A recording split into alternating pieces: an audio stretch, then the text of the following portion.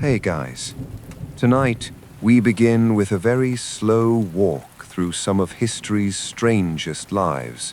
So dim the lights, maybe pull the blanket up a little higher, and let your brain gradually power down like an old medieval candle sputtering in a drafty castle hallway.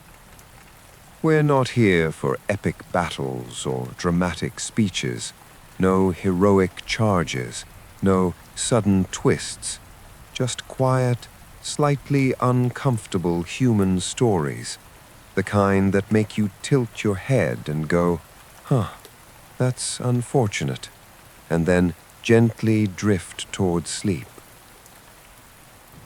Tonight, we begin with a king who, quite honestly, probably needed a nap more than anyone in history. Let's talk about Charles II of Spain. Now, Charles was born in 1661 into the famous, and by famous I mean deeply concerning, Habsburg dynasty. This was a family that really believed in keeping things in the family. Over generations, they turned royal marriage into something resembling a closed loop, a very tight loop, almost like they were speed-running genetics, but not in a good way.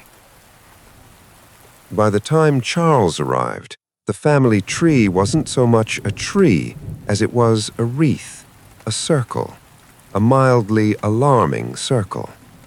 His parents, Philip IV of Spain and Mariana of Austria, were not just husband and wife, they were also uncle and niece, which, if you're keeping score at home, is already not ideal.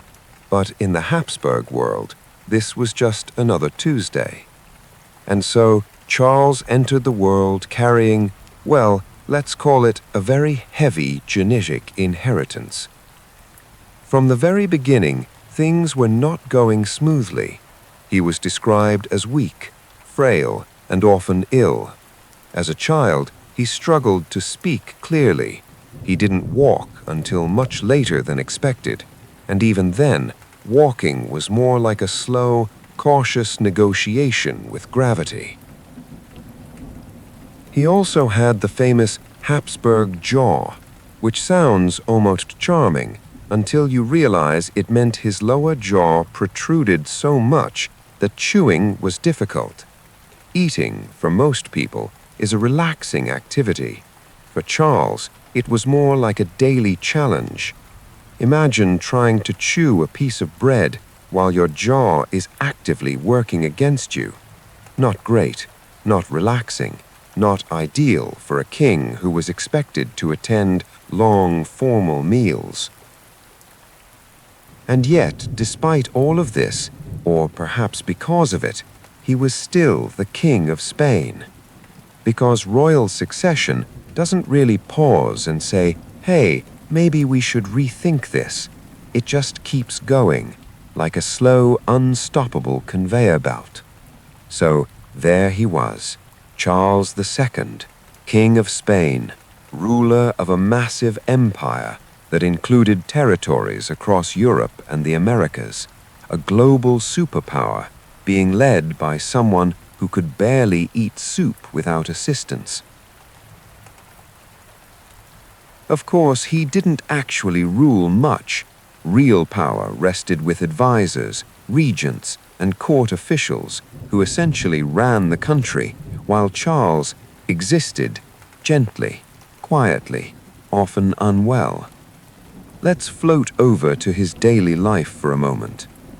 Charles was deeply religious, not in a casual Sunday morning way, more in a this might be the only thing holding my reality together kind of way. He spent long hours in prayer. He believed strongly in divine intervention, and perhaps unsurprisingly, he also believed that many of his problems were caused by supernatural forces. At one point, it was widely suspected that he was under a curse, because when your king is constantly ill, struggling to function, and generally not improving, the logical conclusion in the 19th century is obviously witchcraft. So, naturally, they brought in exorcists. Yes, actual exorcists.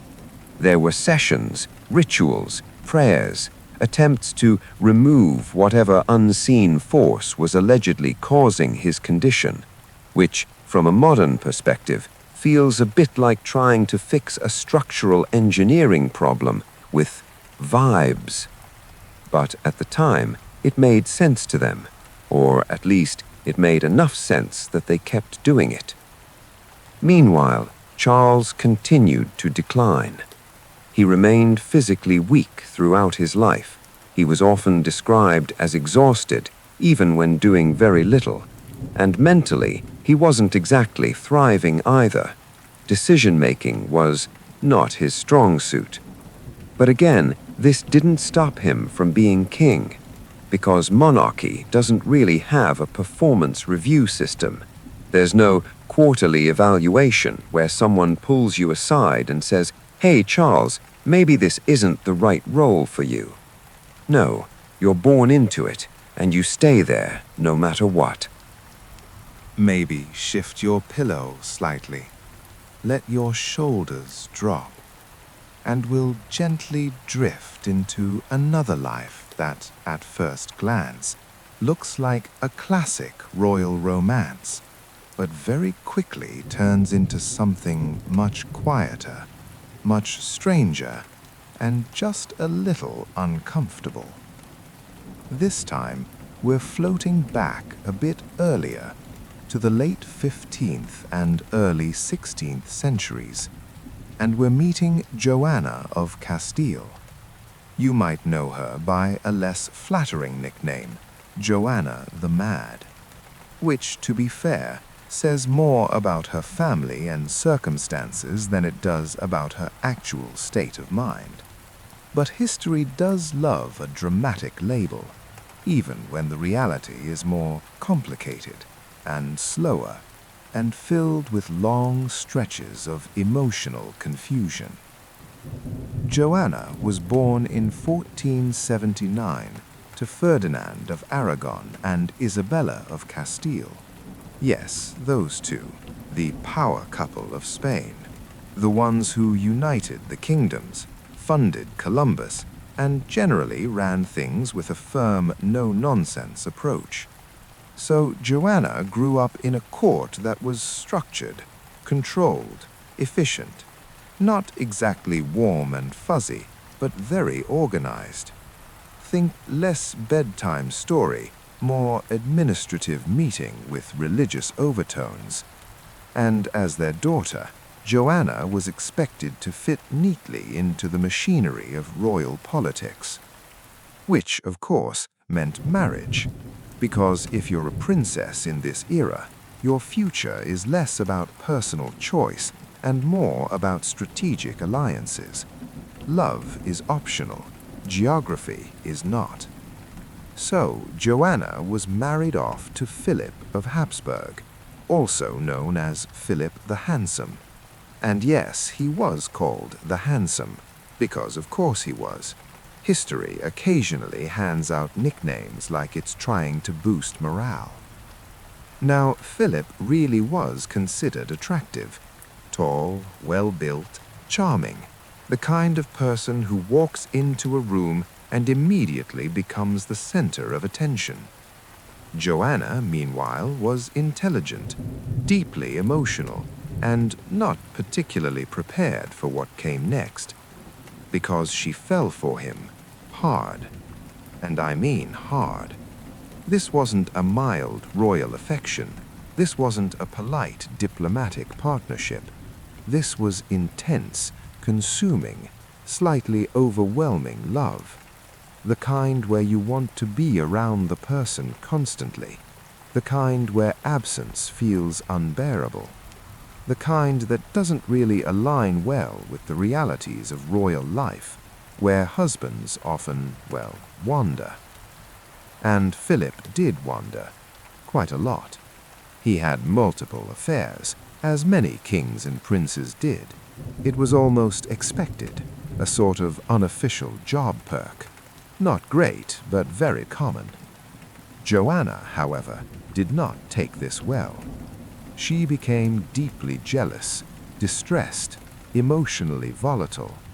There are stories, some exaggerated, some probably true, of her reacting strongly to Philip's infidelities, confrontations, tears, long periods of sadness, which, honestly, feels like a fairly human response.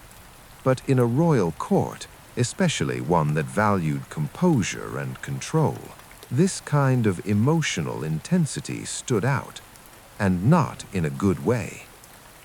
Let's gently move forward. Over the years, Joanna and Philip had several children, 6 in fact, which sounds like a busy household, but in royal terms, it was more like a series of carefully managed births, followed by long periods of separation. Because Philip didn't stay still for long, and Joanna's attachment to him only grew stronger. At times, she reportedly refused to let him out of her sight, which, if you imagine being in Philip's position, might feel a bit suffocating. But again, context matters.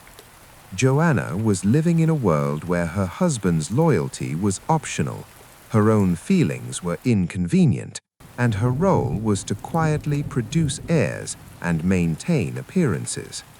So her emotional responses, while intense, weren't entirely unreasonable.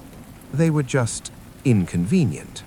And inconvenient emotions in royal families tend to get labeled slowly, quietly, persistently. Now, things take a softer, more somber turn when Philip dies in 1506. Suddenly, unexpectedly, at a relatively young age. And Joanna's reaction was not what the court wanted to see. She was devastated. Not just sad, not just grieving, but deeply, visibly overwhelming affected. And here's where the stories become a bit surreal. It's said that Joanna refused to be separated from Philip's body, that she traveled with it, that she kept it near her for extended periods. Now, historians debate how literal these accounts are. Some of it may be exaggerated, some of it probably true. But even if we take a calmer, more grounded version, it's clear that her grief was profound and prolonged, which again feels very human. But in the context of royal politics, it became something else. It became a problem. Because Joanna was technically the Queen of Castile. Her mother, Isabella, had died, and she was the rightful heir. But ruling requires stability, or at least the appearance of it. And Joanna, in her grief, didn't quite provide that. Enter her father, Ferdinand, a man who, while effective as a ruler, was not particularly known for his emotional sensitivity. He stepped in, took control, and gradually began to sideline Joanna. There were whispers, discussions, quiet decisions made behind closed doors, and eventually Joanna was declared unfit to rule. Not officially, not in a dramatic announcement, but functionally. She was confined, first loosely, then more strictly, and for the rest of her life she lived in a kind of controlled isolation. Rooms, guards, limited contact. Time passing slowly, very slowly. She lived like this for decades. Decades. Her son, Charles, who would go on to become Charles V, Holy Roman Emperor, eventually took over, and even he kept her confined. Because by then, it was simply the established arrangement. Joanna existed, but she didn't rule. And the label, the Mad, stayed with her. Which is interesting when you think about it, because her story isn't really about madness in the dramatic sense. It's about a woman who loved intensely, grieved deeply, and didn't fit comfortably into the rigid expectations of her role. And for that, she was quietly removed.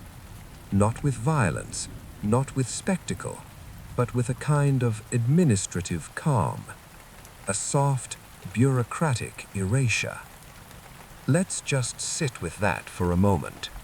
A queen, the rightful ruler, spending most of her life in seclusion while others govern in her name. Time moving slowly, days blending into each other. No urgency, no escape, just a long, quiet continuation. It's not dramatic, it's just still. And as your thoughts begin to slow even more, let's drift onward, because there are more of these lives waiting. More kings, more queens, more quiet complications wrapped in velvet and gold. And next, we might meet someone who had everything and still managed to be completely overwhelmed by it. But no rush. We'll get there, slowly. No sudden turns, no urgency. Just a slow drift through another life that looks impressive from the outside, that feels a bit quieter, a bit lonelier once you settle into it. Maybe adjust your blanket again, let your breathing even out, and we'll wander into 19th century Bavaria, where castles rise out of the mountains like something from a fairy tale, and the man behind them slowly drifts away from everything else. This is Louis II of Bavaria. He was born in 1845 into a royal family that had very clear expectations: duty, discipline, structure, the usual framework of monarchy. But Louis didn't quite fit into that framework. Even as a child, he was described as sensitive, imaginative, and a little distant, the kind of person who would rather get lost in stories than sit through long political discussions. He loved legends, myths, knights, swan imagery, dramatic landscapes. Basically, if medieval fantasy had existed as a genre back then, Louis would have been its #1 fan. Unfortunately for him, he was also a future king, which meant that eventually all of that imagination would have to compete with reality. And reality is rarely as accommodating. Louis became king at the age of 18.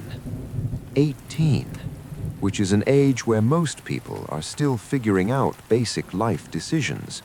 But in his case, it came with a crown, a country, and a cabinet of ministers expecting him to make serious choices. And at first, people were hopeful. He was young, charismatic, and yes, quite handsome. There was a sense that maybe he would grow into the role, that the dreamy prince would become a capable ruler.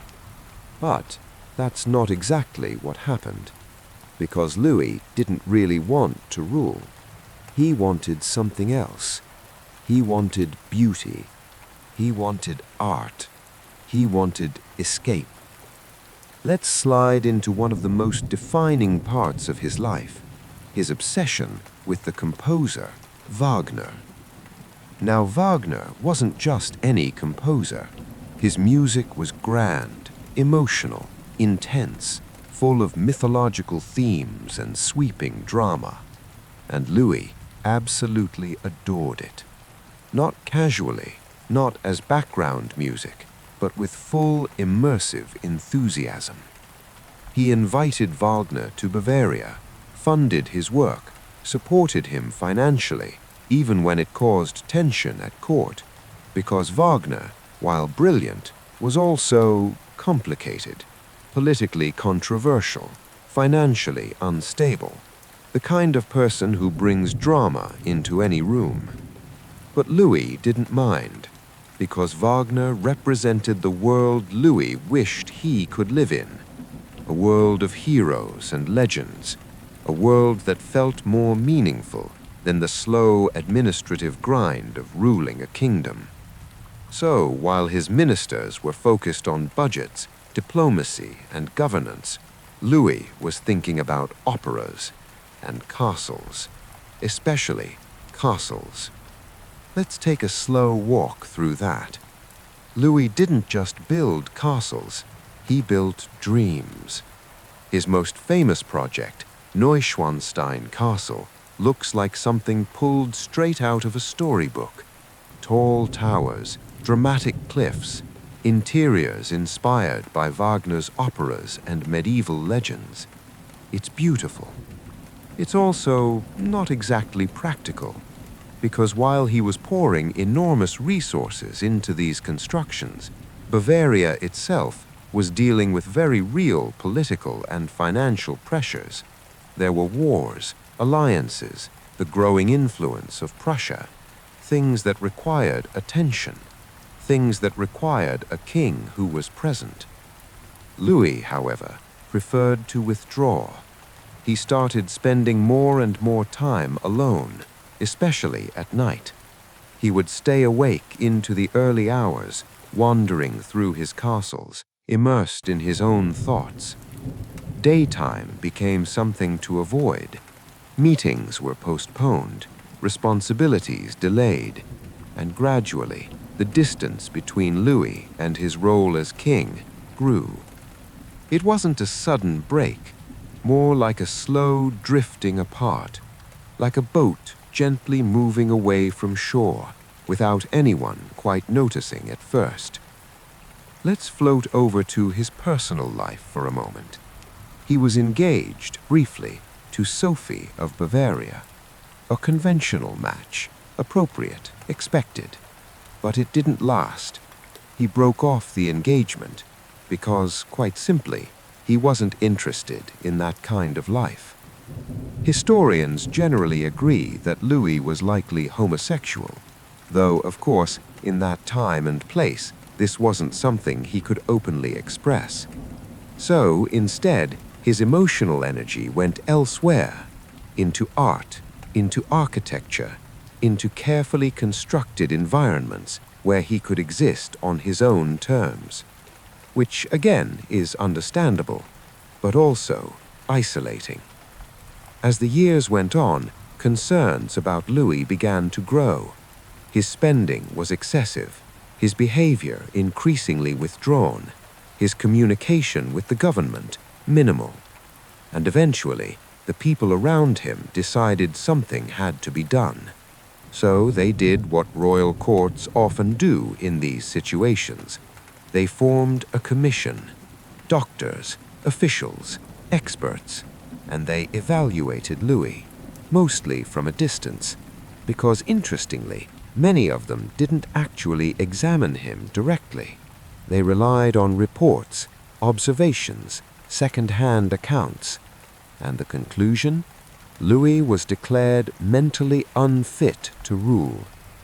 Now, whether this diagnosis was accurate is still debated. Some historians argue that it was politically motivated, a convenient way to remove a king who wasn't cooperating. Others suggest that Louis really was struggling with mental health issues. The truth is likely somewhere in between, but the result was clear. In 1886, Louis was deposed, removed from power, and placed under supervision. Which brings us to the final quiet stretch of his story. He was taken to Lake Starnberg, a calm place, peaceful, still. And one evening, Louis went for a walk with his doctor. Just a walk, no urgency, no drama. And later, both of them were found dead in the lake. The exact circumstances remain unclear. Some say it was suicide. Others suggest an accident. There are even theories about foul play, but nothing was ever definitively proven. So his story ends not with a clear conclusion, but with a kind of soft uncertainty, which in a way fits, because Louis himself never fully settled into one reality.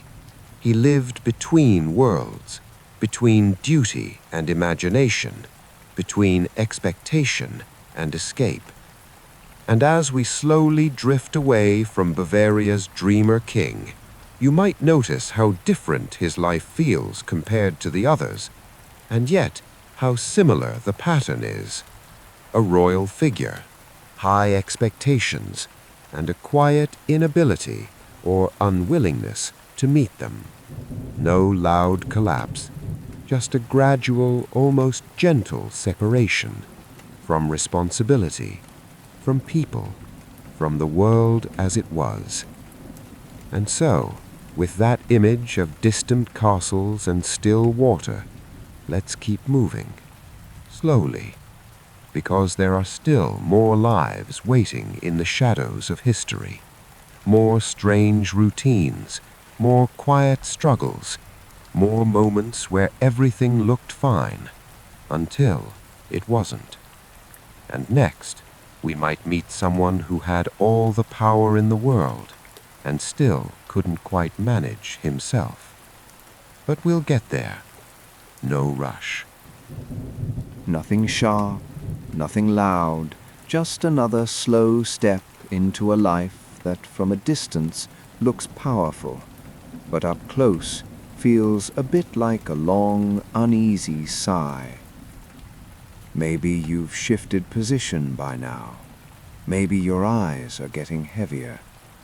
That's perfect. We'll keep the pace soft.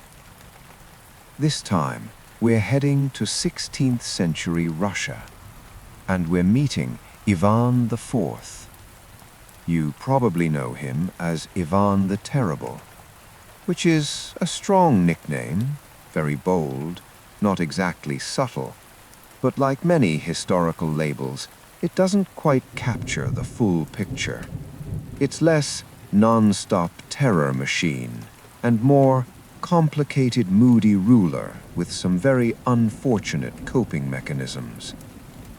Ivan was born in 1530 into the ruling family of Muscovy. His father, Vasily III, was the Grand Prince. His mother, Elena Glinskaya, acted as regent after his father died. So from the beginning, Ivan's life was tied to power, but not in a stable, comforting way, because his father died when Ivan was just 3 years old. 3, which is not an age where you're ready to process political transitions. And then, a few years later, his mother died as well, possibly poisoned, because of course she was. This is a royal court after all. Quiet suspicion is basically part of the furniture. So young Ivan was left surrounded by powerful nobles, known as boyars, who were less interested in nurturing a child and more interested in controlling the state. And this is where things start to feel a little off. Ivan's childhood wasn't warm, it wasn't structured, it was chaotic, neglectful, and occasionally cruel. There are accounts of him being ignored for long stretches, treated as an inconvenience, sometimes even mocked or mistreated by the very people who were supposed to guide him. And children, as you might expect, tend to absorb that kind of environment. Slowly, quietly, it shapes them. Ivan reportedly developed a habit of wandering the palace alone, watching, observing, learning who had power and who didn't. There are also stories, again, some possibly exaggerated, of him showing early signs of cruelty, throwing animals from towers, testing control in small, unsettling ways, which, if true, suggests a child trying to understand power without any real guidance on how to use it. So, not an ideal setup. Let's gently move forward. At the age of 16, Ivan was crowned the first Tsar of all Russia. Not just prince, not just ruler, Tsar. A title meant to signal absolute authority, strength, divine right. And for a moment, it seemed like things might stabilize. Early in his reign, Ivan actually showed signs of being a capable leader. He introduced reforms, worked with advisors, took steps to centralize power and improve administration. It was surprisingly functional, almost calm. He even married Anastasia Romanovna, who appears to have had a steadying influence on him. Their relationship is often described as genuinely affectionate. She brought a sense of balance, a bit of emotional grounding. And for a while, Ivan was relatively stable, which makes what comes next feel all the more gradual. Because after Anastasia's death, likely from illness, though Ivan suspected poisoning, something shifted. Not suddenly, but steadily. He became more suspicious, more withdrawn, more convinced that people around him were plotting against him. And once that kind of thinking settles in, it tends to stay. Ivan began to see enemies everywhere. Nobles, advisors, former allies. Trust became rare. And power, for him, started to feel less like a responsibility and more like a tool for control. Let's float into one of the more defining aspects of his later reign, the oprichnina. This was a policy, or perhaps more accurately, a system, where Ivan divided his realm into two parts, one under his direct control, enforced by a group known as the oprichniki. They dressed in black, rode black horses, carried symbols meant to represent sweeping away treason. It all sounds very dramatic, but in practice, it created an atmosphere of fear and unpredictability. People didn't always know where they stood. Allegiances shifted. Accusations appeared quietly, sometimes without clear evidence. And Ivan presided over it all. Not always in a constant state of rage, as you might imagine, but often in a kind of tense, watchful mood, like someone who couldn't quite relax, even in power, especially in power. Now, we won't dwell on specific acts or details. That's not the tone we're going for tonight. Instead, we can just notice the pattern. If your eyes are starting to close, that's perfectly fine. You can just listen, or half listen, as we drift into another life that feels polished on the outside and quietly complicated underneath. This time, we're stepping into 18th century France. Soft candlelight, endless hallways, silk dresses that probably weigh more than they should, and a court where everything looks elegant, but nothing feels entirely relaxed. We're meeting Marie Antoinette. She was born in 1755 in Austria, the daughter of Empress Maria Theresa, a large royal family, lots of siblings, a structured upbringing, though not necessarily the most academically rigorous. Marie Antoinette wasn't known for being especially studious. She preferred music, dancing, light conversation, the softer side of court life, which is fine unless you're about to be sent to one of the most demanding royal courts in Europe. At the age of 14, she was married off to the future Louis XVI of France. 14, which is again an age where most people are still figuring out basic things like what they enjoy doing. But for her, it meant leaving Austria, traveling to France, and stepping into a world that was already watching her very closely. The French court at Versailles was intense, highly ritualized, highly observant. Every movement, every outfit, every expression noticed, discussed, interpreted. It's the kind of environment where even sitting down might feel like a performance. And Marie Antoinette arrived as an outsider, young, foreign, not entirely prepared, which of course made her easy a target for criticism. Let's ease into her early years there. Her marriage to Louis was slow to develop, very slow. For several years, the relationship remained unconsummated, which became a topic of quiet, then not so quiet discussion across the court and beyond. Whispers, speculation, awkward questions, all of it directed in part at a teenage girl trying to navigate an already overwhelming environment. Eventually, the marriage did settle into something more functional. They had children. The pressure eased slightly. But by then, Marie Antoinette had already developed a reputation, and not the kind that fades easily. Let's drift into her lifestyle for a moment, because this is where things get softly extravagant. Marie Antoinette enjoyed fashion, entertainment, private gatherings. She created a small circle of close friends and spent time away from the rigid formalities of court life whenever she could.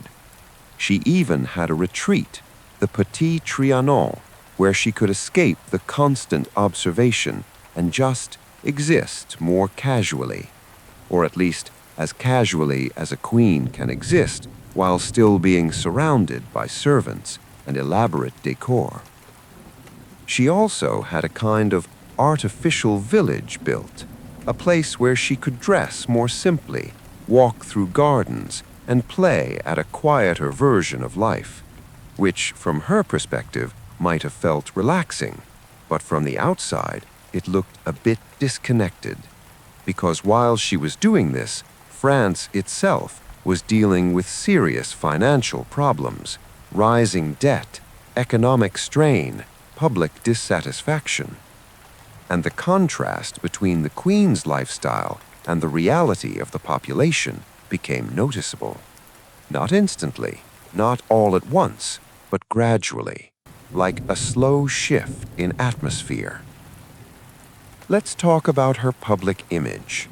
Marie Antoinette became the subject of pamphlets, rumors, and gossip, some of it exaggerated, some of it entirely fabricated. Stories about spending, about behavior, about personality. And then, of course, there's the famous line, "Let them eat cake," which she almost certainly never said. But once a phrase like that attaches to you, it tends to stay. Because it fits a narrative. A young foreign queen, seen as out of touch, living in comfort while others struggle. It's a simple story, and simple stories travel well. Meanwhile, Marie Antoinette herself wasn't entirely oblivious, but she also wasn't fully able to change the situation. She had influence, yes, but not unlimited control, and the system around her was already under strain. Let's gently move toward the later years. The tension in France continued to build. Financial crises, political pressure, calls for reform, and eventually the early stages of what would become the French Revolution. Now, we're not going to dive into dramatic events or loud moments.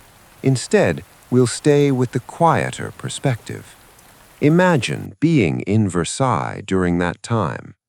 The routines continuing, the ceremonies still happening, but with a growing sense that something isn't quite right. Conversations becoming more cautious, news arriving from outside, not always reassuring. a feeling of unease. Marie Antoinette's position became increasingly difficult. She was no longer just a queen. She was a symbol. And symbols, unfortunately, don't always get treated gently. She tried at times to influence political decisions, to support certain policies, to navigate the shifting landscape. But it wasn't enough.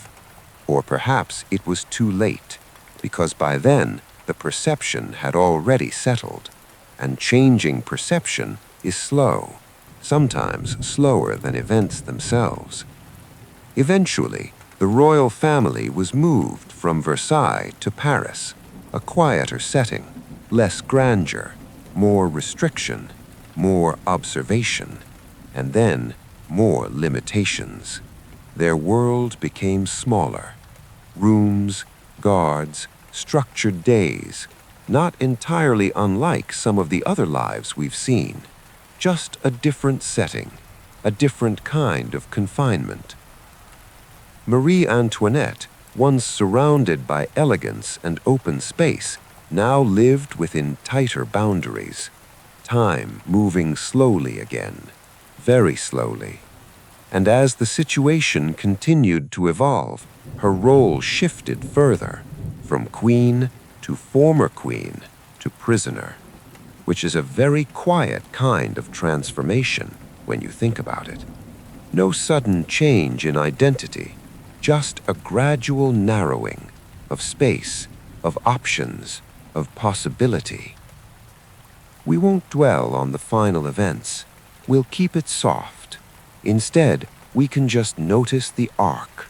A young girl sent to a foreign court, a queen trying to find comfort in a rigid world, a public image that drifted further from reality, and a life that slowly became more confined.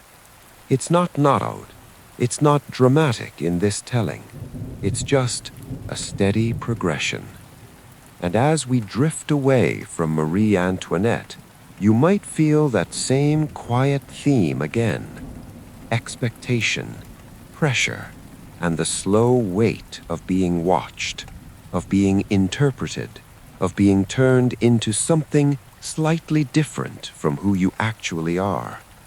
And with that, we continue, because history has more of these lives, more figures who had everything and still couldn't quite settle into it, more stories that move not with noise, but with a kind of gentle inevitability. So let your thoughts soften, and we'll move on, slowly. No need to sit up, no need to focus too hard. Just let the words pass by like slow-moving clouds. This time, we're heading to 15th century England, a place of stone castles, long corridors, and a political atmosphere that never really settles down. And in the middle of all that, we find Henry VI, a king who, quite honestly, might have been better suited to a monastery than a throne. Henry was born in 1421, and almost immediately things got complicated, because his father, Henry V, yes, the famous warrior king, the one associated with victories and speeches and all that energy, died when Henry VI was just a baby.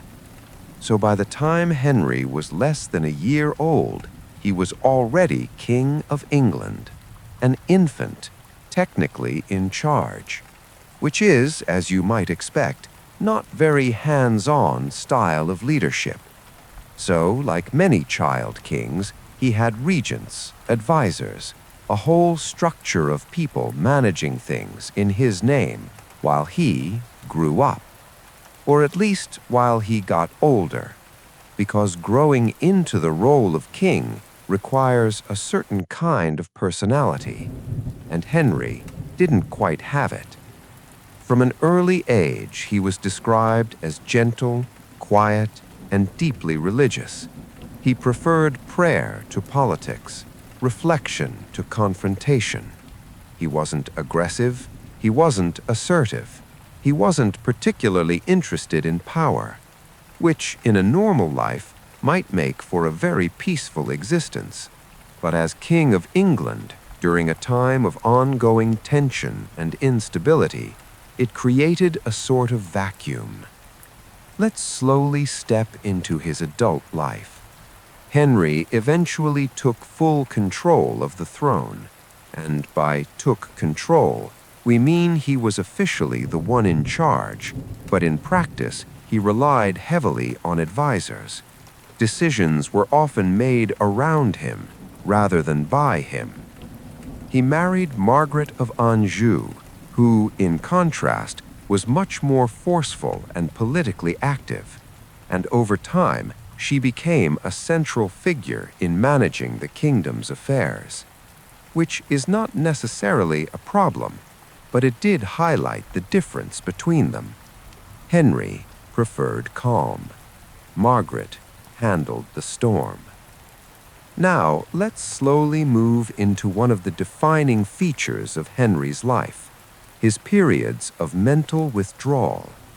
At times, Henry would become unresponsive, not dramatic, not violent, just absent. There's a particularly well-known episode in 1453 when Henry experienced a complete mental collapse. He didn't speak, he didn't react, he didn't engage with the world around him for over a year. Imagine that, a king, present but not really there, sitting quietly while everything continues around him. Decisions being made, events unfolding, and him simply existing. It's a very still image, very quiet. And during that time, others stepped in to govern because they had to. The country couldn't pause. Which brings us to the broader situation. England during Henry's reign was not particularly stable. There were ongoing tensions between powerful noble families, disputes over influence, questions of legitimacy, and eventually all of that would contribute to the Wars of the Roses. Now, we're not going to dive into battles or strategies. We'll stay with the softer perspective, because for Henry, these conflicts weren't something he actively drove.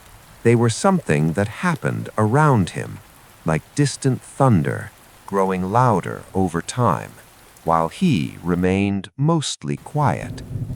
Even when he recovered from his period of unresponsiveness, he didn't suddenly become decisive or forceful. He returned to his usual demeanor, gentle, passive, devout, still not particularly suited to managing a kingdom in crisis. Let's float briefly into his personal interests. Henry founded educational institutions. He supported learning. Religion played a central role in his life. He seemed genuinely care about spiritual matters, about peace, about quiet order, which, again, sounds pleasant, until you remember that he was expected to control a complex political system filled with ambitious individuals, and that system doesn't respond well to passivity. Over time, his authority weakened.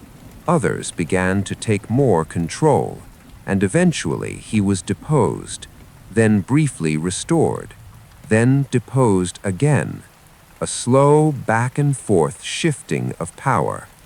Not a single dramatic fall, but a gradual fading. His life, especially toward the end, becomes very still again. Periods of captivity, limited freedom, a narrowing of space and influence. Very similar in tone to some of the other lives we've seen, just quieter, less spectacle, more silence. Henry VI died in 1471, under circumstances that are, as often happens, a bit unclear. But we don't need to focus on that. Instead, we can just notice the overall shape of his life. A child king, a gentle personality, a role that never quite fit, and long stretches of quiet withdrawal while the world around him continued to move. It's almost like he was slightly out of sync with everything, not dramatically, just enough to matter. And as we drift away from Henry VI, you might feel that same soft pattern settling in again. Power without control, expectation without the ability to meet it, and lives that unfold not with loud moments, but with long, quiet stretches where very little seems to happen, and yet everything is changing. So, take a slow breath. Let your thoughts soften even more, because we're not done yet. There are still more strange, slow lives ahead. More kings and queens who, for one reason or another, never quite settled into the roles they were given. And next, we might meet someone who tried very hard to be perfect and found that perfection is a very exhausting goal. We'll get there, gently. If you've made it this far, you're probably somewhere between listening and drifting, which is exactly where we want to be. No sharp edges here, just another quiet life unfolding at its own unhurried pace. This time, we move a little further forward, into the 19th century again, across the ocean, into Mexico, and into the life of a man who, in many ways, feels like he wandered into the wrong story and didn't quite realize it until very late. This is Maximilian I of Mexico. He was born in 1832, an Austrian archduke, a member of the Habsburg family, which, yes, is the same extended dynasty we visited earlier. So already there's a certain historical tone to things. But Maximilian himself was a bit different from the more rigid, tradition-focused royals around him. He was idealistic, curious, interested in liberal ideas, reform, and the general concept of being a good ruler, the kind who improves things, modernizes systems, helps people. Which sounds promising, and in some contexts it might have worked. But context is everything. Let's ease into how he became Emperor of Mexico, because this is where things get quietly questionable. In the 1860s, Mexico was going through a period of political instability. There were internal divisions, financial troubles, and a general sense that the country hadn't quite settled into a stable rhythm. At the same time, France, under Napoleon III, decided to intervene. Not aggressively, at least not in the way we're telling it tonight. More like inserting themselves into the situation with a plan. And part of that plan involved installing a European monarch on the Mexican throne, because, of course, that seemed like a reasonable idea at the time. So they looked around for a suitable candidate, and eventually they approached Maximilian. Now, Maximilian didn't immediately say yes. He hesitated. He asked questions. He wanted assurances that the Mexican people actually supported this idea, which is a fair concern if you're about to become emperor of a country you didn't grow up in. And he was given those assurances, carefully presented, optimistically framed. Let's just say the level of support may have been overstated. But Maximilian accepted because he believed he could do something meaningful. He imagined a kind of enlightened rule, reforms, fair governance, a balance between tradition and progress. It all sounded very reasonable, very thoughtful, very disconnected from the reality he was about to step into. So, in 1864, Maximilian and his wife Carlotta arrived in Mexico, and for a moment it almost felt like a fresh beginning. Ceremonies, formalities, a sense of occasion. They settled into Chapultepec Castle, began establishing a court, began making plans. Maximilian approached his role seriously. He worked on reforms, tried to improve conditions, attempted to bridge divides. But there was a problem. Actually, several. First, his support base was fragile. Many Mexicans didn't recognize him as a legitimate ruler, because from their perspective, he was a foreign prince placed on the throne by an outside power, which is not the strongest foundation for long-term stability. Second, the political situation remained complicated. There were factions, conflicts, ongoing resistance. And third, the international context began to shift. France, which had supported Maximilian's position, started to withdraw its troops, slowly, quietly, but steadily, which left Maximilian increasingly exposed. Now here's where his personality becomes especially important, because at several points he had the option to leave, to step away, to return to Europe, and avoid what was becoming a more precarious situation. But he chose to stay, partly on principle, partly on a sense of duty, and partly, perhaps, because he still believed things could be stabilized, that with enough effort, enough patience, it might all come together. It's a very human kind of optimism, but also a risky one. Let's slow down here even more. Imagine being in his position, a foreign emperor, in a country that isn't fully behind you, watching your external support gradually disappear, and still trying to hold things together, not with dramatic gestures, but with continued effort, meetings, plans, adjustments, a kind of quiet persistence. Meanwhile, his wife, Carlotta, traveled back to Europe in an attempt to secure more support. She met with leaders, pleaded the case, tried to rally assistance, but she was unsuccessful. And during this process, her mental state began to deteriorate, slowly at first, then more noticeably.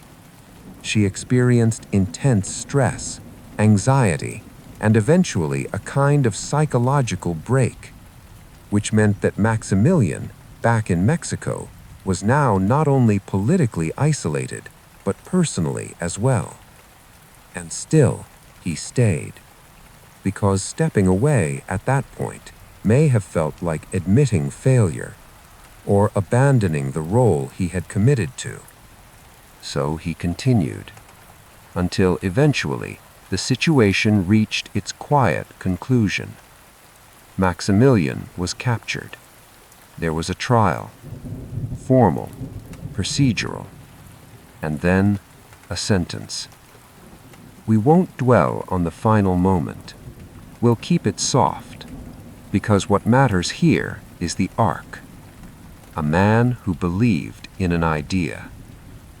If your mind has started to drift in and out, that's perfect.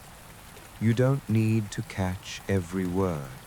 Just let the story move past you, like a long hallway you're gently floating through. This time, we return to the Habsburg world, but from a slightly different angle. Not a king weighed down by rule, not a ruler trying to hold things together, but someone who simply didn't want to stay still.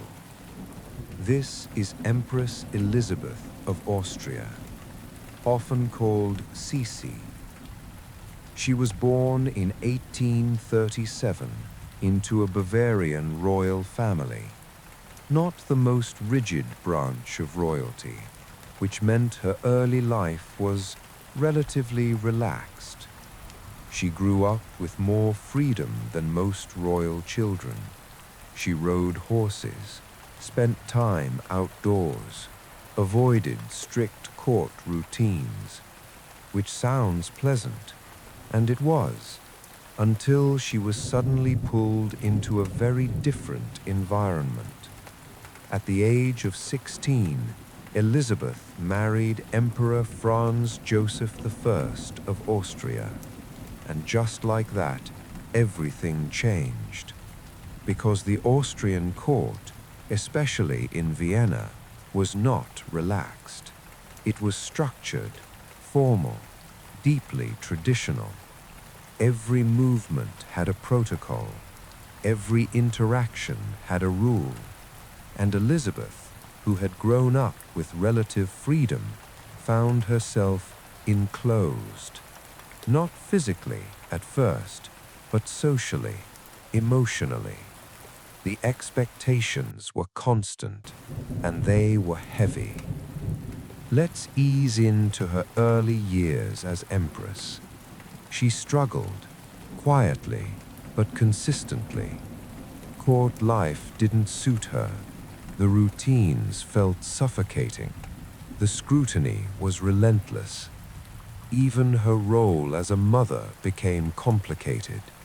Her mother-in-law, Archduchess Sophie, took a strong interest in the upbringing of Elizabeth's children, a very strong interest, to the point where Elizabeth had limited control over them, which added another layer of distance, another quiet frustration. And so Elizabeth began to withdraw, not dramatically, just gradually. She developed a kind of routine centered on control, control of her appearance, control of her body, control of the few aspects of life she could still shape. She became known for her beauty. Her long hair, extremely long, required hours of care, daily, a slow, meticulous process, almost meditative, but also consuming. She exercised intensely, maintained strict habits, focused on maintaining an image that in some ways became her identity, because beyond that, her role felt uncertain. Let's gently move into her lifestyle. Elizabeth traveled a lot. She avoided Vienna whenever possible, moved from place to place, Hungary, Greece, various coastal areas, always in motion, always slightly removed from the center of power. It wasn't just leisure, it felt more like escape, a quiet refusal to settle into the role expected of her. And yet, she never fully stepped away either. She remained Empress, still part of the system, just not entirely present within it. Her marriage to Franz Joseph became more distant over time. Not hostile, not dramatic, just separate. Two lives running alongside each other, with different rhythms, different priorities.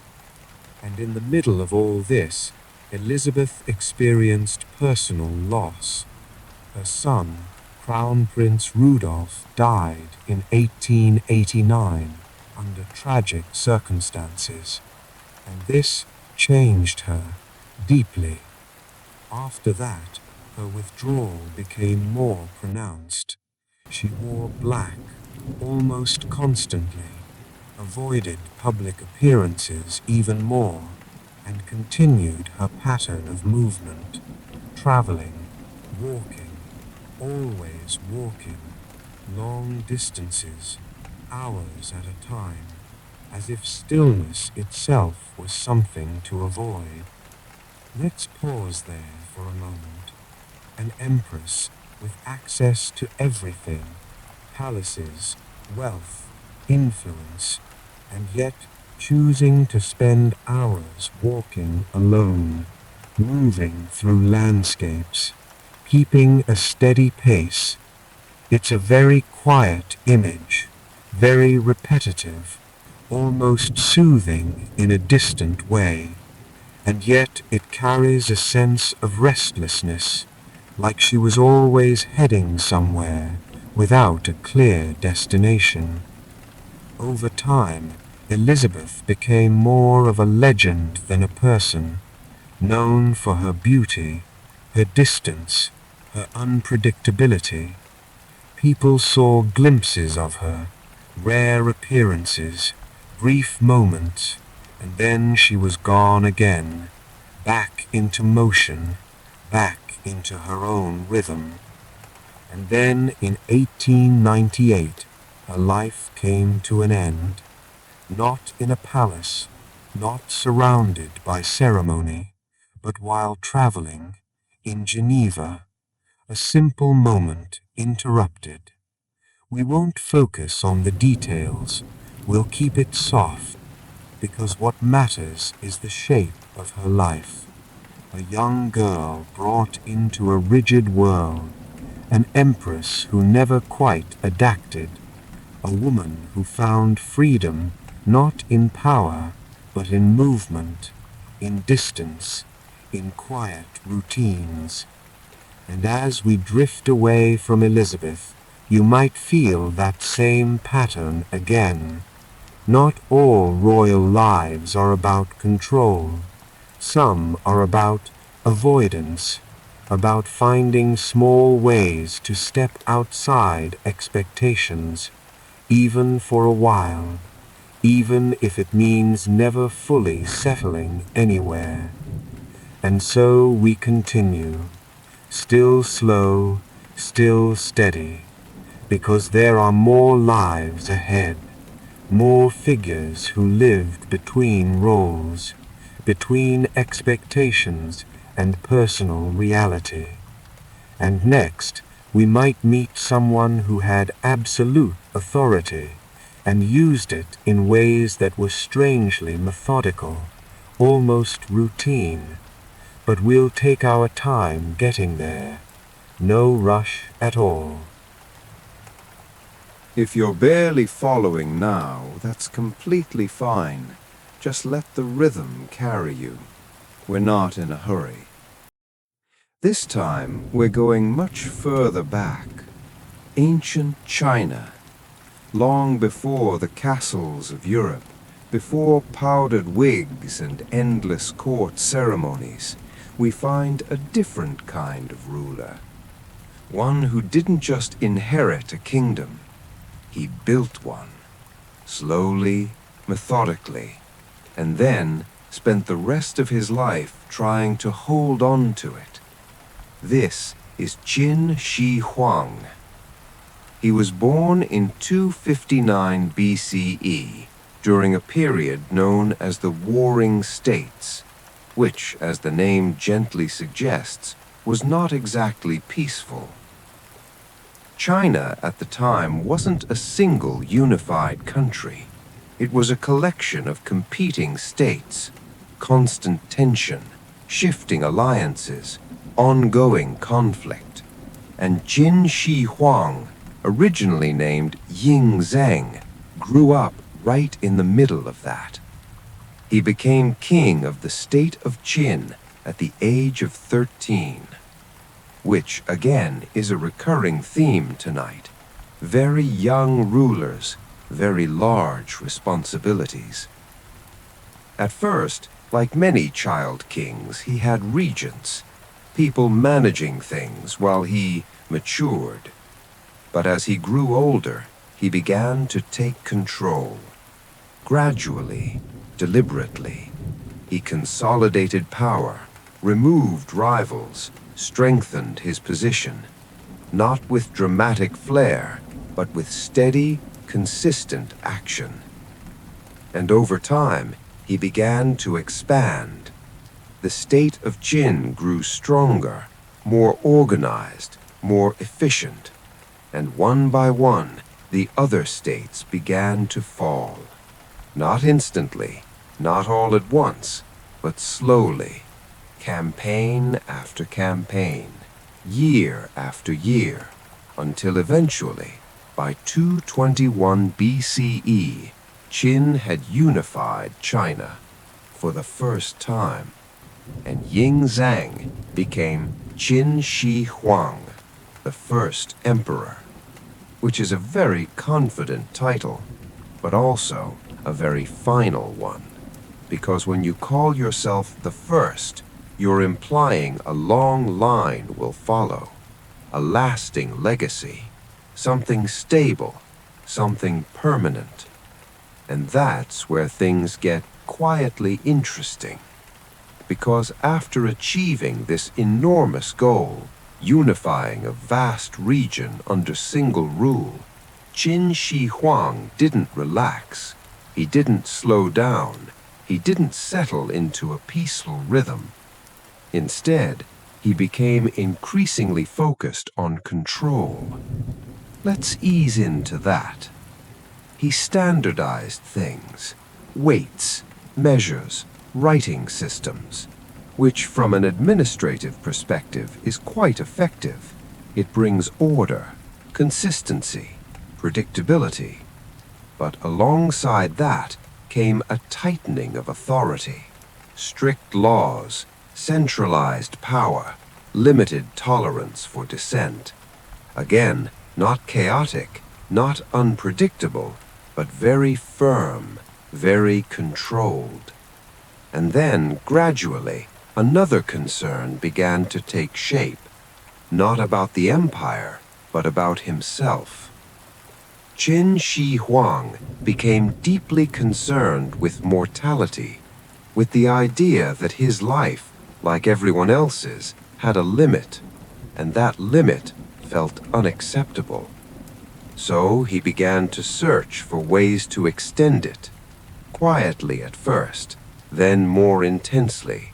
He sent expeditions in search of elixirs of life, consulted alchemists, explored various methods that promised longevity or even immortality, which from a modern perspective feels a bit like trying to solve a universal problem with very uncertain tools. But for him, it became a focus, a kind of ongoing project, something to pursue, something to manage.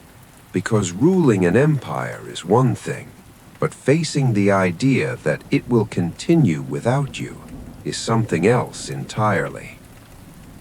Let's float into his daily rhythm.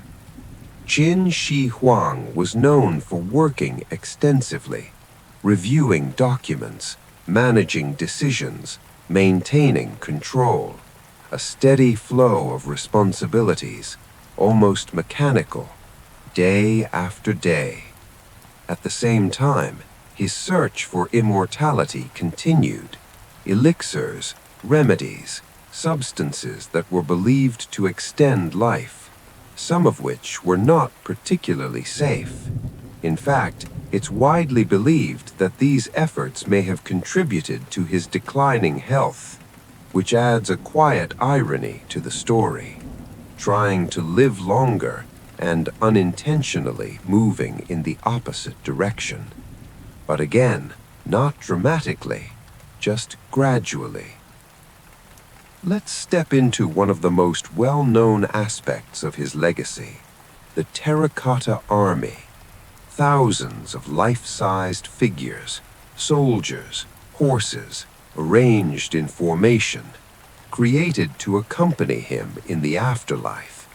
It's an enormous project, carefully constructed, highly detailed, and when you think about it slowly, it feels less like a display of power and more like preparation. Preparation for something he couldn't control, a way of extending order beyond life, making sure that even after he was gone, things would still be arranged, structured, in place. And then, toward the end of his life, Qin Shi Huang continued traveling across his empire. Tours, inspections, movement, not unlike some of the figures we've seen before. A kind of restlessness, or perhaps a need to remain in motion, as if staying still might bring the inevitable a little closer. And eventually, in 210 BCE, he died. During one of these journeys, away from the capital, quietly. The exact details are, as often happens, a bit uncertain, but the result is clear. The first emperor was no longer there. And despite all the efforts, all the control, all the preparation, time continued. The empire continued for a while, then shifted, changed, evolved. Because that's what systems do, even the most carefully structured ones. And as we drift away from Qin Shi Huang, you might notice a slightly different tone in his story. Less about emotional struggle, more about control, about structure, about trying to manage something that ultimately can't be managed, not completely. And yet even here, the pattern holds. A powerful figure, a clear vision, and a quiet, gradual realization that some things remain just out of reach. So, take another slow breath. Let your thoughts settle even further, because we're not done yet. There are still more lives to explore, more strange, slow stories waiting in the background. And next, we might meet someone who had charm, intelligence, and opportunity, and somehow turned it all into a long series of slightly questionable decisions. But we'll get there, gently. If you're drifting a bit now, that's fine.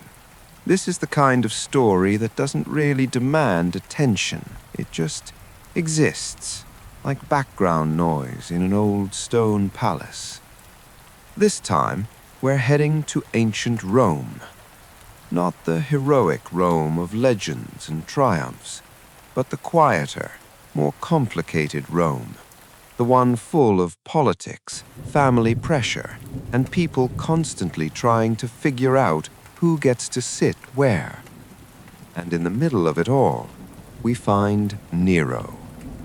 Nero Claudius Caesar Augustus Germanicus, which is a long name, very formal, very imperial, the kind of name that already sounds like it expects something from you. He was born in 37 CE, into a powerful family with, let's say, complicated dynamics. His mother, Agrippina the Younger, was especially influential, strong-willed, politically active, very invested in her son's future, which in theory sounds like support. In practice, it was more like guidance with extremely tight boundaries. Because Agrippina didn't just want Nero to succeed, she wanted him to become emperor, and she worked toward that goal quite directly, through alliances, marriages, strategic maneuvering, until eventually Nero became emperor at the age of 16. 16, which, as we've seen before tonight, is not exactly the age where most people are fully prepared to run an empire. At first, things were relatively stable. Nero's early reign was guided by advisors, especially Seneca, the philosopher, who tried to shape him into a thoughtful, balanced ruler. And for a while, it kind of worked. Nero showed interest in the arts, poetry, music, performance. He wasn't immediately the chaotic figure later histories sometimes portray. He was exploring, trying things, finding his place. But the structure around him was still very heavy. His mother remained deeply involved in politics, perhaps a bit too involved, and over time, tensions grew. Let's gently drift into that relationship, because it becomes one of the defining emotional threads of his early reign. Nero and Agrippina, mother and son, emperor and power behind the throne. At some point, that balance becomes difficult to maintain. There are accounts of increasing conflict, attempts by Agrippina to retain influence, attempts by Nero to assert independence, a slow, uneasy shift from guidance to pressure, from support to control, and eventually separation. Not emotionally simple, not clean, just a gradual breaking of alignment. Now let's ease into Nero's personal interests, because this is where history tends to get a bit loud in the storytelling. Nero enjoyed performance, music, poetry, public appearances. He liked being seen, being appreciated, being part of something expressive, which in Roman imperial culture was unusual. Emperors were expected to embody dignity, restraint, authority, not necessarily to perform. So when Nero began participating in artistic performances, it caused some discomfort among the elite. Because imagine your ruler stepping onto a stage, not metaphorically, literally, performing, singing, acting. From a modern perspective, it's almost relatable, but in that context, it was seen as unconventional. Let's slow down again. Nero's reign also included major challenges: political tension, conspiracies, pressure from the Senate and aristocracy, and then the Great Fire of Rome in 64 CE, a major event in Roman history. Large parts of the city were damaged or destroyed, and afterward, rumors began to circulate about Nero's involvement. Some said he had been indifferent during the fire. Others claimed more direct involvement. But historically, these claims are debated. What we can say more calmly is this: the fire became a turning point in how Nero was perceived. From that point onward, his reputation became increasingly negative in historical accounts. But in real time, the situation was likely more complex, messy, and politically charged than the simplified versions suggest. Because in Rome, politics and narrative moved together, and stories were powerful tools. Let's gently move forward. After the fire, reconstruction began. New building regulations were introduced. Urban planning shifted, and Nero himself began work on a large personal palace complex, the Domus Aurea, a vast and elaborate residence, decorated, expanded, designed to reflect imperial grandeur, which again can be interpreted in different ways depending on perspective. A ruler rebuilding, or a ruler expanding personal space in a time of public strain. History tends to keep both interpretations in circulation. Now, over time, Nero's relationship with the Senate and elite classes deteriorated. Support weakened, trust declined, and tensions increased.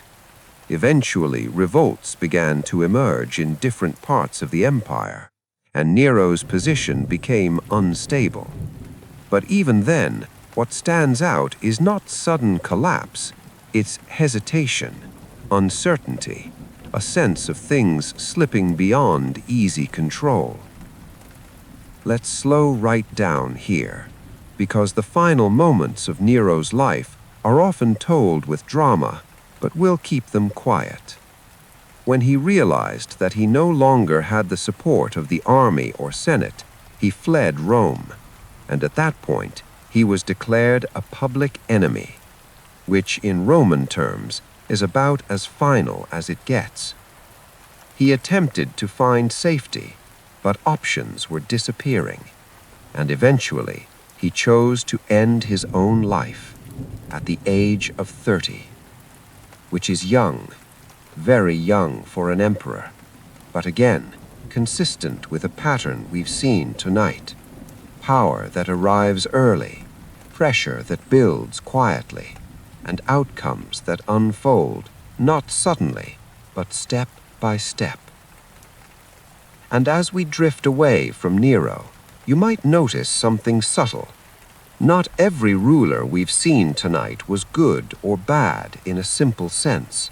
Many of them were human, placed into systems far larger than themselves, trying to navigate expectations, pressure, identity, and control, sometimes succeeding, sometimes not, often somewhere in between.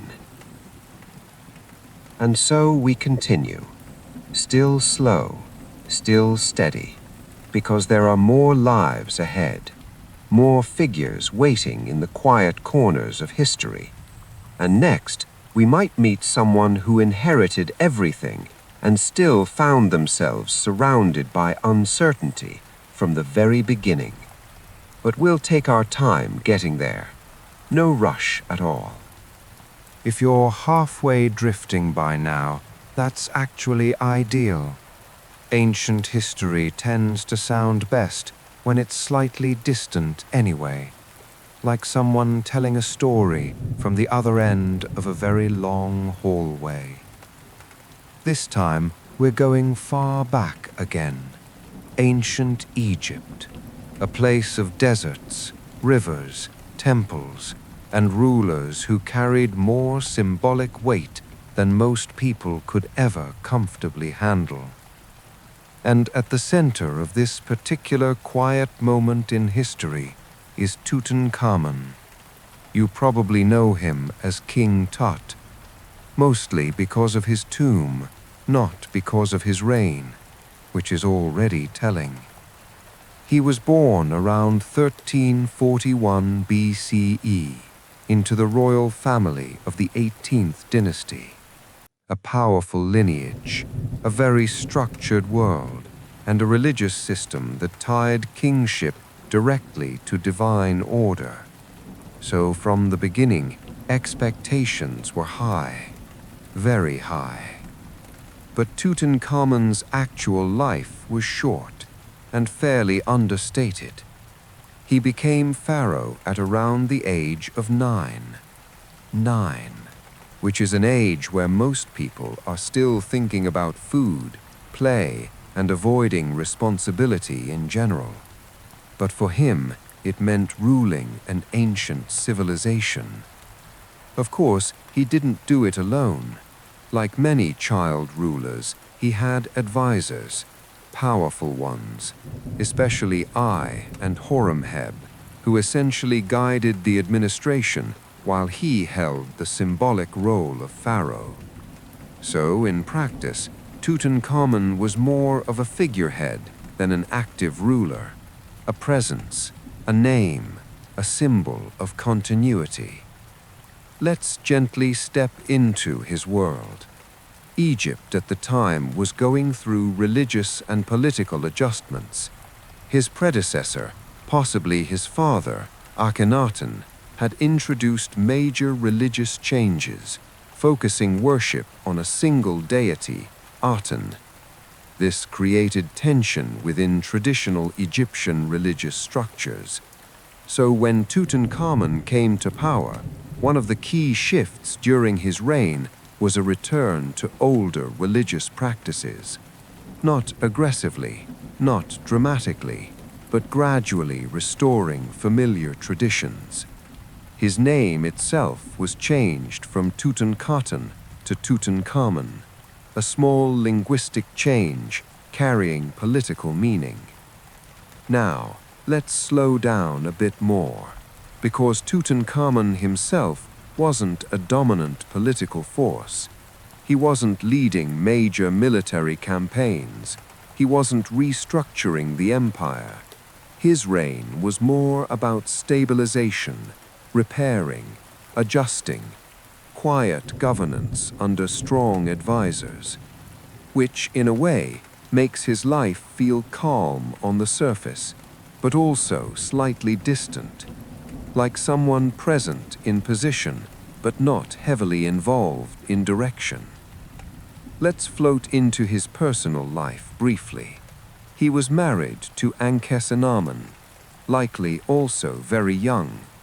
Royal marriages in this context were often about maintaining lineage continuity, family ties, dynastic structure, not necessarily personal choice. There are hints that the couple may have experienced difficulties in producing an heir, which would have been a significant concern for the royal court, because in ancient Egyptian kingship, continuity mattered deeply, very deeply.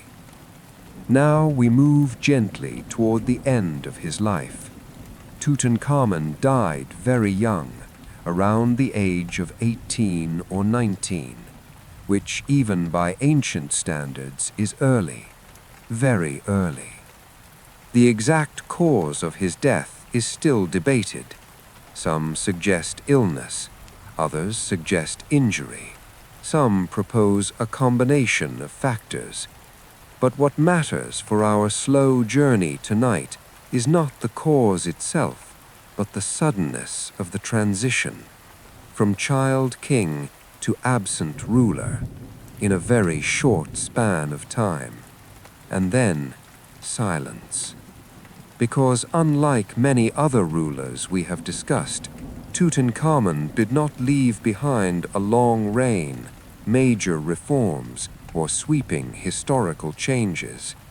What he left behind was a tomb, and that tomb, discovered thousands of years later, became one of the most famous archaeological finds in history, filled with artifacts, objects, symbols of royal life, all carefully arranged, preserved, quiet.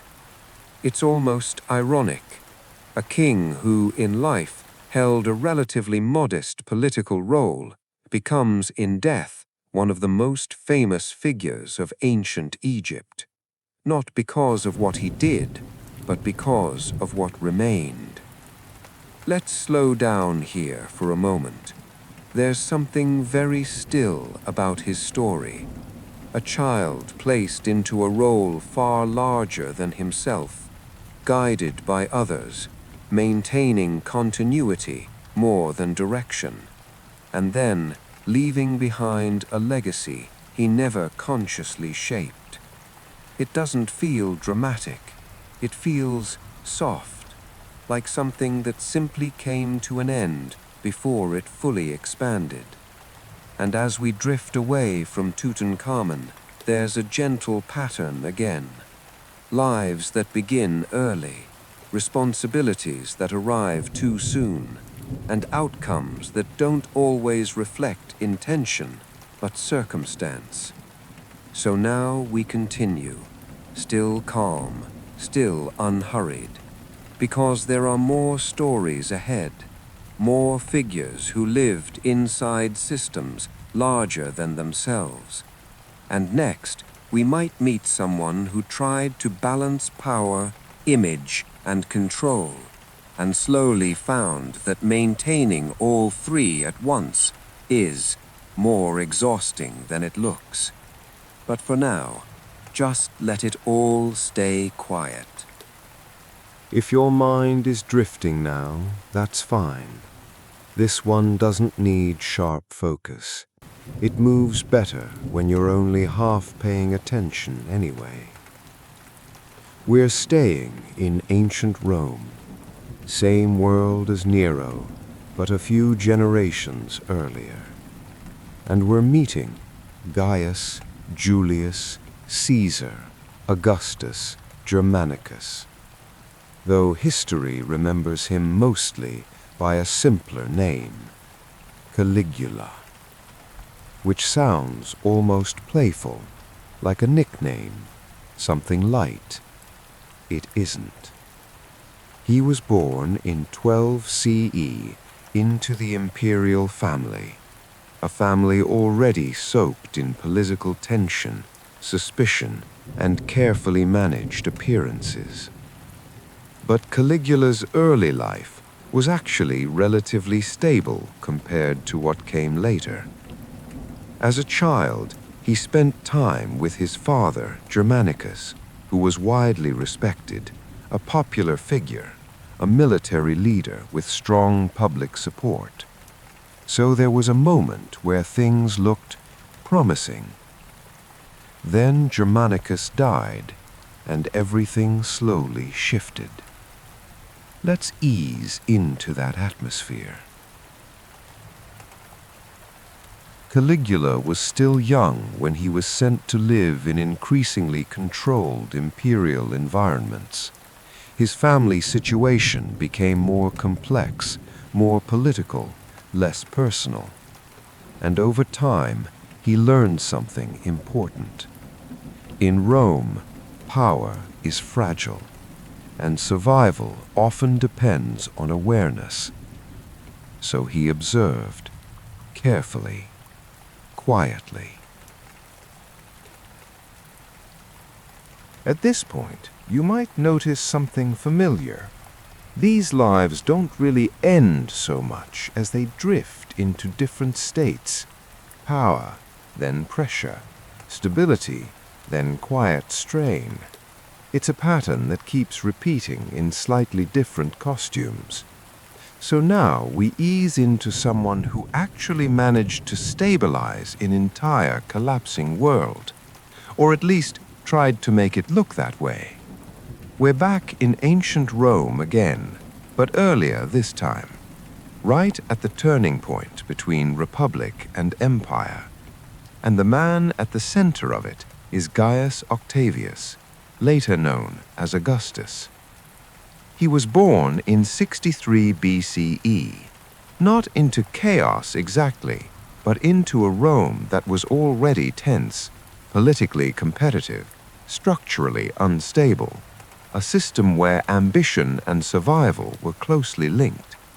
And early on, Augustus wasn't even Augustus.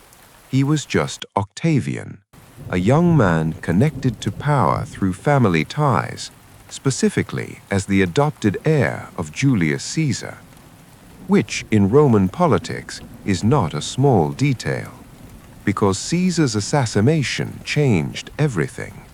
Suddenly, Rome was unstable in a very direct way.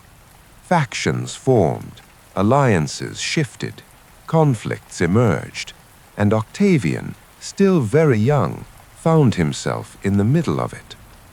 Let's slow that down. Imagine being in your late teens or early 20s and suddenly inheriting the political legacy of one of the most powerful figures in history. No time to adjust, no gradual entry, just responsibility. So Octavian did what many people in unstable systems do. He adapted, carefully, strategically. At first, he shared power with others, forming the second triumvirate with Mark Antony and Lepidus, which sounds balanced, but in practice wasn't, because Roman alliances during this period were less about harmony and more about temporary alignment of interests. Let's move forward gently. Over time, Octavian consolidated power, step by step, not in a single dramatic takeover, but through political maneuvering, shifting alliances, and gradual elimination of opposition, until eventually he stood alone at the top. And in 27 BCE, he became Augustus, the first Roman emperor. Now here's where things become interesting in a very quiet way, because Augustus didn't present himself as a king. He was careful about that, very careful. Rome had a deep cultural suspicion of monarchy, so instead he framed his authority in terms of restoration, stability, order. He presented himself as someone returning Rome to balance rather than dominating it, a kind of political transformation wrapped in familiar language, and it worked. Rome accepted him as a leader under this structure. Let's ease into his style of rule. Augustus was methodical. He reorganized the military, reformed taxation, restructured administration. It wasn't flashy, it wasn't chaotic, it was systematic. Almost like he was quietly organizing a very large, very complicated household. Everything had its place, everything had its role, and Augustus was at the center, ensuring it all functioned. But let's slow down again, because even in this stability, there's pressure. Maintaining an empire requires constant attention, even when things look calm. And Augustus was always aware of that. He understood the fragility of systems. So much of his reign was about maintaining balance between military power and civilian authority, between tradition and reform, between personal control and public appearance. Let's gently drift into his personal life. Augustus experienced family complications. His daughter, Julia, became a political and personal concern for him. Her behavior and relationships caused public scandal in Roman society, and Augustus responded in a way that reflected both personal disappointment and political calculation. She was eventually exiled, which adds a quieter emotional layer to his story, because even in systems built for stability, personal relationships remain complicated. Let's slow again. Augustus also faced challenges in succession. Who would follow him? How would continuity be maintained? This became a central concern in his later life, because unlike earlier republic systems, imperial rule depended heavily on personal succession. So he spent time preparing potential heirs, adjusting plans, revising expectations, a long, careful process of trying to extend stability beyond his own lifetime. And in that sense, his life becomes less about conquest and more about maintenance, constant maintenance, like keeping a very large structure from shifting too far in any direction. Let's move gently toward the end. Augustus ruled for decades, a long reign, relatively stable compared to many others we have seen tonight. And when he died in 14 CE, the transition of power to Tiberius marked the continuation of the imperial system he had built, which is perhaps his most lasting achievement, not just ruling, but creating a framework that continued after him. And as we drift away from Augustus, there's a different feeling compared to earlier figures. Less instability, less collapse, more structure, but still effort, constant effort, because even stability requires maintenance. And as always, we notice the pattern underneath it all. Power is rarely static. It moves, it shifts, it requires attention, and those who hold it are never quite as relaxed as they appear. So now we continue, still slow, still steady, because there are only a few more steps left in this long, quiet walk through history. And next, we might meet someone who ruled not through expansion or reform, but through carefully controlled order that slowly tightened over time. But for now, just drift a little longer. At this point in the journey, you might notice history starting to feel less like a collection of events and more like a repeating mood. Different names, different empires, same underlying human pattern. Control, pressure, maintenance, exhaustion. So we return once more to ancient China. Not because we ran out of options, but because Qin Shi Huang fits this pattern so neatly it almost feels inevitable. We already met him earlier in a different tone, but here we stay with a slightly different angle. Less about conquest, more about what happens after everything is already under control. He unified China in 221 BCE, a massive achievement, truly enormous in scope. And once that was done, the question became, what now? Because unification sounds like an end point, but in practice, it's just the beginning of maintenance. So Qin Shi Huang did what many rulers do after reaching the top of the system. He tried to stabilize it permanently. Let's slow that idea down. Permanent stability. A system that doesn't drift, doesn't fracture, doesn't decay. It sounds comforting in theory. In practice, it requires constant reinforcement. So he began to standardize everything: writing systems, currency, measurements, road systems, even axle widths for carts, so transport would be consistent across regions. It's almost architectural in nature, like designing a machine where every part fits perfectly. And for a while, it worked. The empire became more unified, more consistent, more predictable. But predictability in a vast system is never truly permanent, so attention had to remain constant, and Qin Shi Huang remained very attentive. Let's gently shift into his mindset again. As emperor, he was surrounded by advisors, scholars, officials, people who helped manage the system. But he also grew increasingly focused on something else: longevity, not just of the empire, but of himself. Because if everything depended on centralized order, then the emperor himself became the most important variable. So he began searching for ways to extend his life. This wasn't unusual in ancient courts. Many rulers did.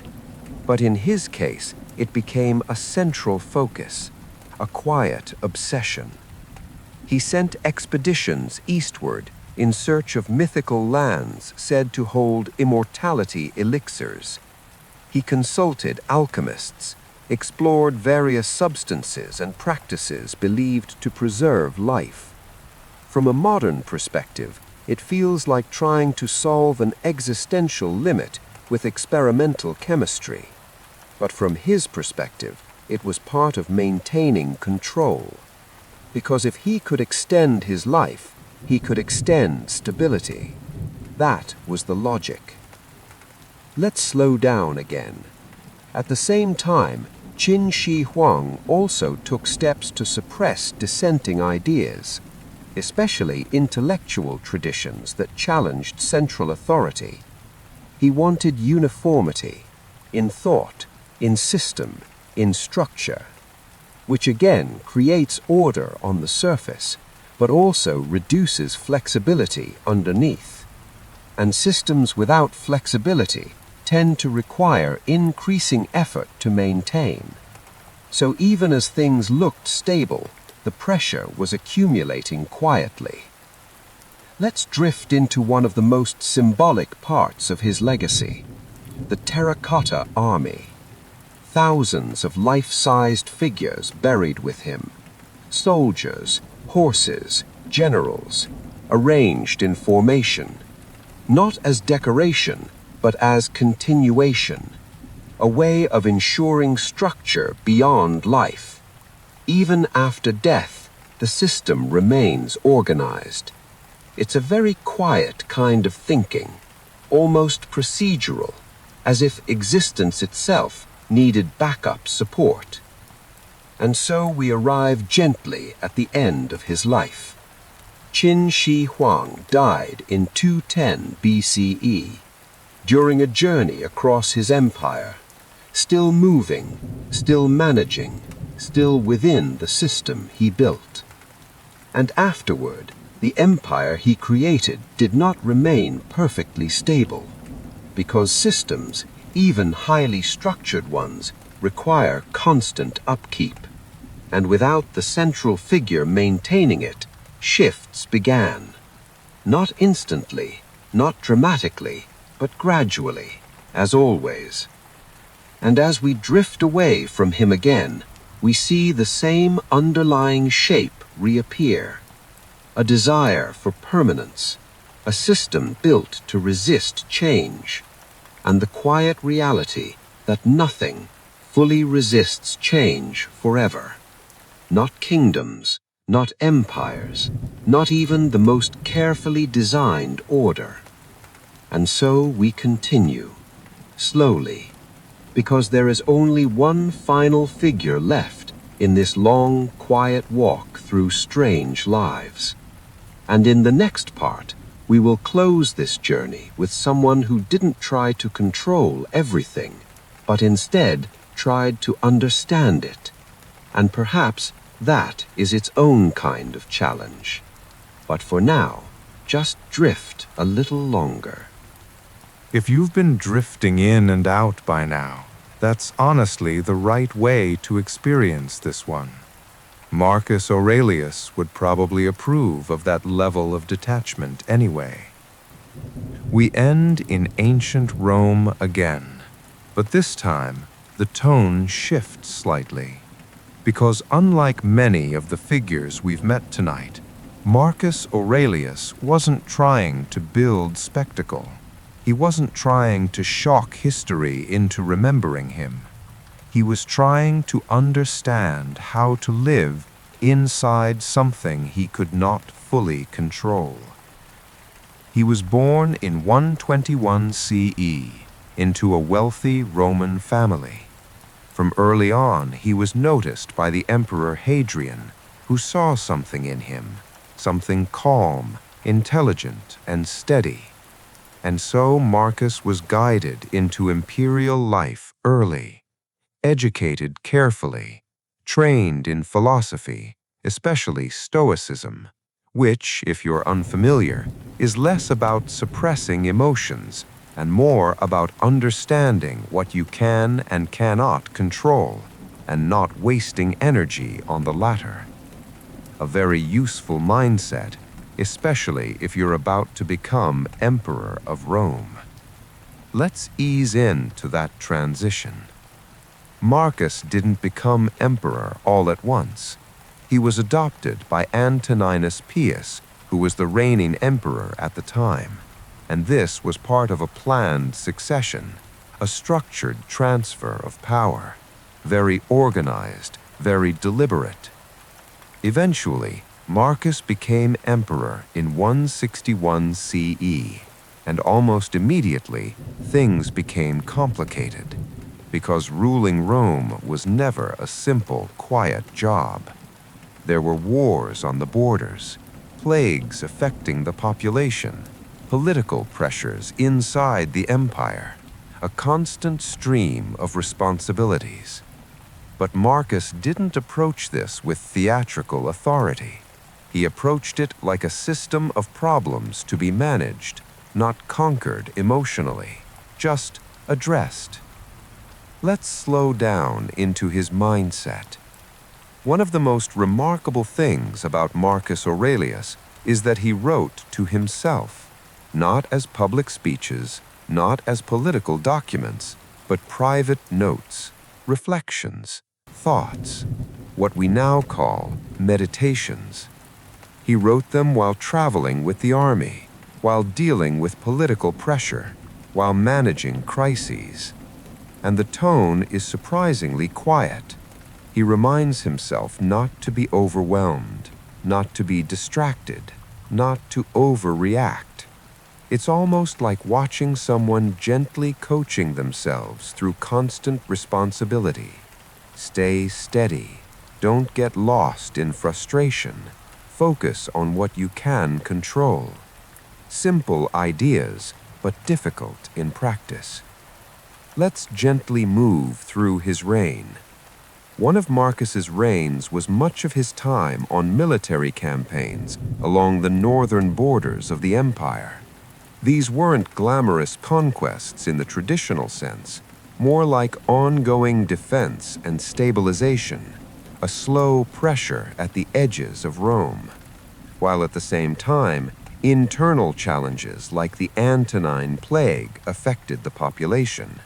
So his reign was less about expansion and more about endurance, sustaining the system, maintaining balance through multiple overlapping pressures. And through it all, he kept writing, not for legacy, but for clarity. Let's slow even further. There's something quietly human about that. A ruler with enormous responsibility, repeatedly returning to simple thoughts, trying to stay grounded, trying not to be overwhelmed by scale, because scale, in his case, was constant and unrelenting. Marcus also had family responsibilities. His son, Commodus, would eventually succeed him, a transition Marcus likely hoped would maintain stability. But history would later take a different direction after his death, which is often the case, because even the most careful planning can only extend so far. Marcus died in 180 CE during a military campaign, and with him ended what many historians later called the Pax Romana, the long period of relative Roman stability. But during his lifetime, he likely would not have seen it in such grand terms. He would have seen it as a series of tasks, duties, decisions, problems to be addressed one at a time. Let's gently settle into the final reflection here. Across all these lives we've moved through tonight, there's a pattern that keeps returning in different forms. Some people had too much power too early. Some had stability that slowly unraveled. Some tried to control everything. Some tried to escape it. And Marcus Aurelius tried to understand it. Quietly, without spectacle, without performance, just awareness and effort and acceptance of limits. And as we finally begin to close this long, slow walk through history, maybe that's the softest takeaway of all. That behind crowns, empires, castles, and titles, there were just people, trying to manage expectations, trying to manage systems, trying to manage themselves, sometimes successfully, often imperfectly, and always within time. So now, you don't need to follow anything further. Just let the silence return. Let the weight of the day settle. And if you're already drifting off somewhere in between history and sleep, that's exactly where this was meant to take you.